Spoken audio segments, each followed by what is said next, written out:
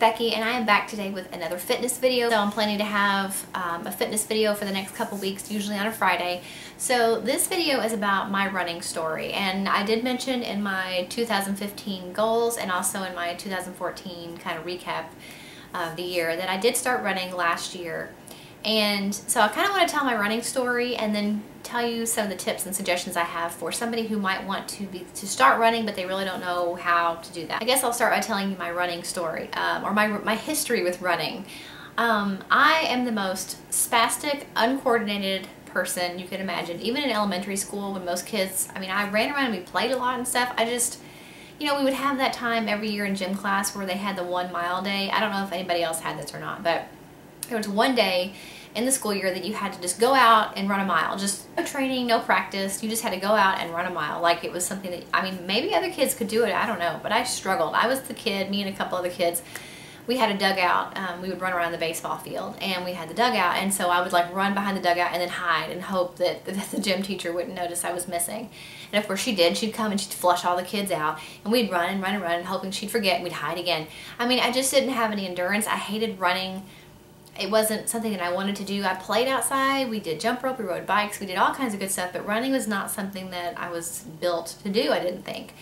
And then about 6 years ago, yeah, that's about right, I got a treadmill.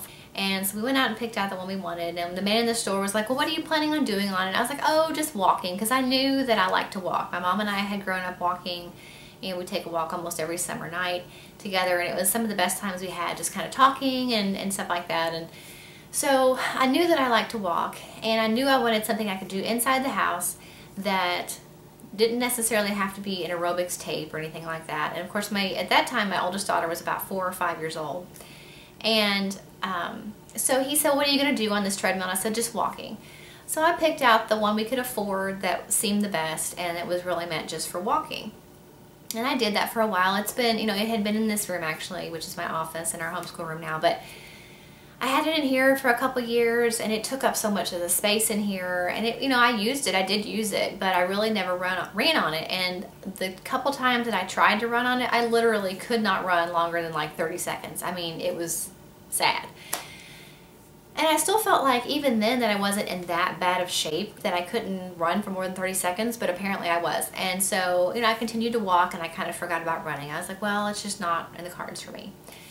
Well, then last year, let's see, well, fast forward a couple years of me using the treadmill in here off and on, we moved into the garage because it just took up too much room in here and I wanted to do some decorating things over there. And of course we didn't have the homeschool desks in here then, but anyway, we moved out to the garage, and that wasn't the ideal place for it. I know, just like it's not really good for it to be out there with all the dust and stuff, but that's where we put it.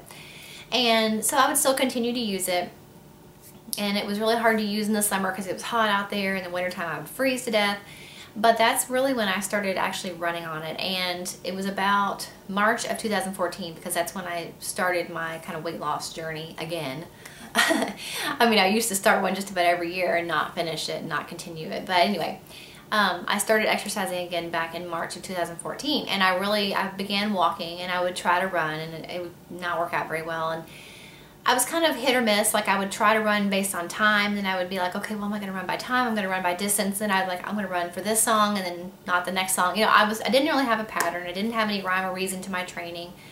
I really didn't know what I was doing. But I was able to build up a little bit of progress that way, but it was just kind of an inconsistent progress. I really did enjoy it. I did not have any clue that I would enjoy it. But I wanted something that was more consistent and something to help me with my training. So I have some tips and suggestions first for just kind of how to get started, and then I'll go into what actually helped me with my training.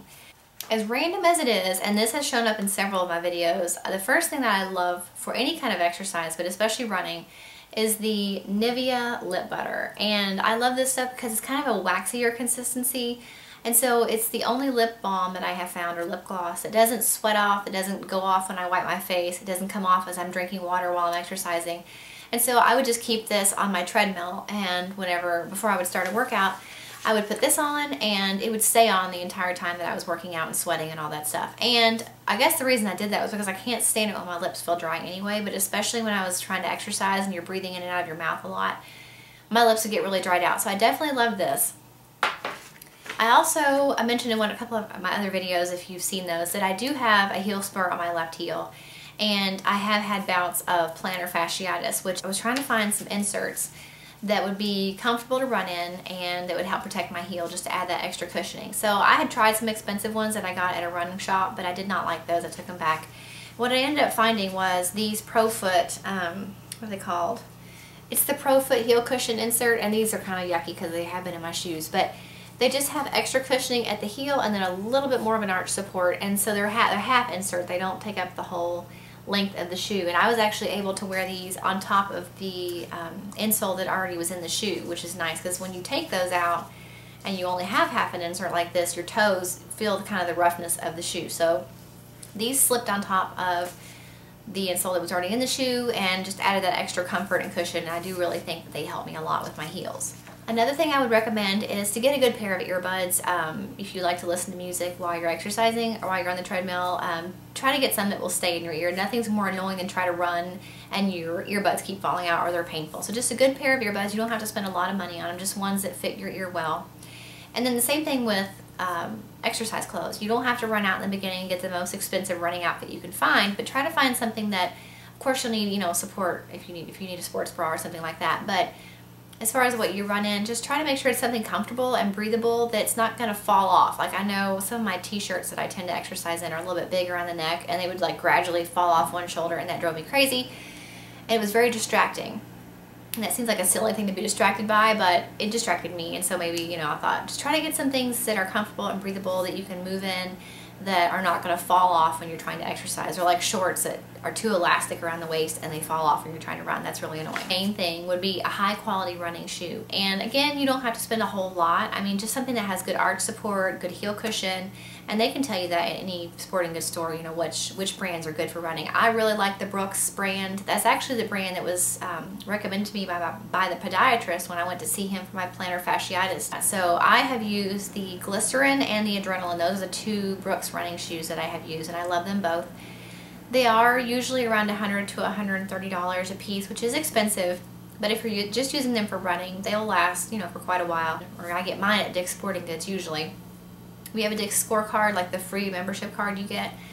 And so of course you earn points whenever you make purchases. And so the last pair of Brooks shoes I got, they were $130 regular price, and I only paid $30 because I had a reward certificate that I had earned, and then I also used a coupon. So you can get them, on good deals with coupons and things like that. And I think it's worth it because if you really need to protect your feet, because they are going to be taking a beating when you're running. And it's not just your feet, because the better your shoe, the better it's going to be for your legs, which we all know that running is not the best thing for our legs and joints. And so the better the shoe, the less stress you're going to put on your joints and your knees and your hips and your feet. So that's good to get a really good pair of running shoes. Okay, so like I mentioned, if you're really serious about building your endurance, whether you actually ever intend to run a marathon or a 5K or whatever, or not, if you just want to increase your endurance, I really would recommend some kind of a running program to kind of help you build and make momentum on your running progress. So I know there's like the Couch to 5K. You can get some different running programs, I think, from books and things like that. I use the 5K Runner app.